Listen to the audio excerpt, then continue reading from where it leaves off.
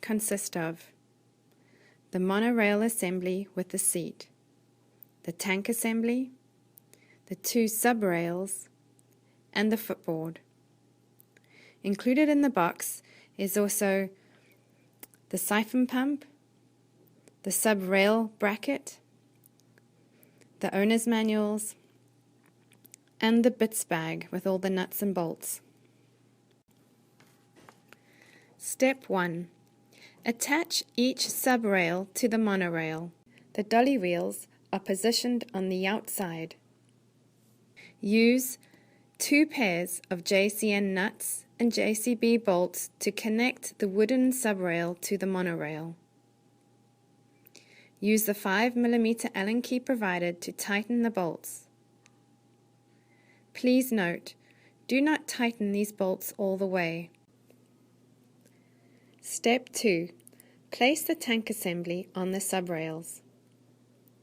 Using the 5mm Allen key and 4 pairs of JCN nuts and JCB bolts, 2 pairs on each side, attach the forward riser bracket to the rails. You may need to lift and adjust the tank assembly for the holes to line up and secure the bolts. Again, please do not tighten the bolts all the way. This will be done at the end of the assembly process. Step 3. Attaching the footboard.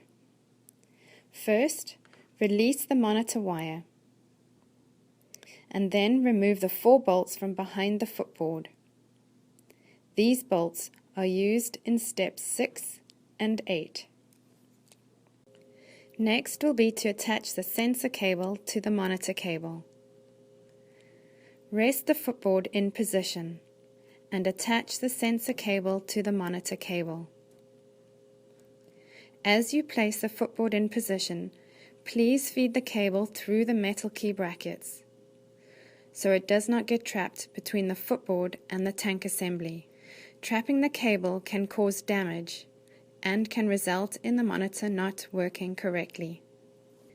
Loosen the top deck bolts to allow more space to align the riv nuts in the 2 metal brackets with the footboard handle rest holes. Place the footboard firmly in position. Step 4.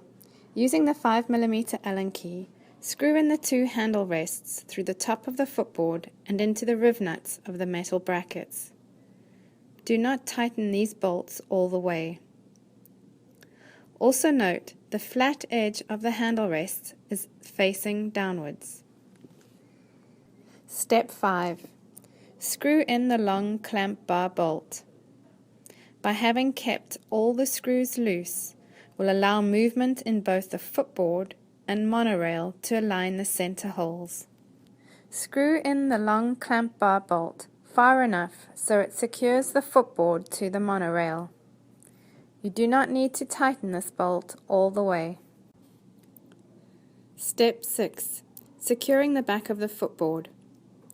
Stand the machine up and insert 2 of the back of the footboard bolts. Again, having kept all screws loose will allow easier alignment. You can also apply pressure to the sub-rail and to the footboard to help with alignment. Step 7. Align and secure the sub-bracket. Insert the sub-bracket bolt through the U in the rail sub-bracket and into the monorail. This will hold the bracket in place for Step 8. Step 8. Using the 2 remaining back of the footboard bolts, secure the sub-bracket to the underside of the footboard. You can tighten these bolts firmly. Step 9. From Step 7, tighten the rail sub-bracket bolt. Your WaterRower assembly is almost complete. Please go back and tighten all the nuts and bolts. Those bolts in the sub-rails, the top deck bolts, the handle rest bolts, and the center footboard bolt. Step 11. Connecting the recoil belt to the bungee cord. Unwrap the recoil belt from the forward riser bracket, making sure the belt runs below and around the lower pulley. Attach the D-ring on the recoil belt to the bungee hook. Step 12.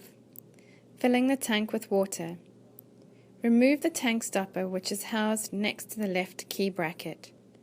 Using the hand siphon pump provided or a hose, fill the tank with standard municipal water.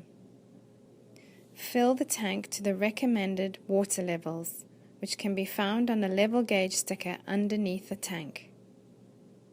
Please do not overfill the tank. You are now ready to row.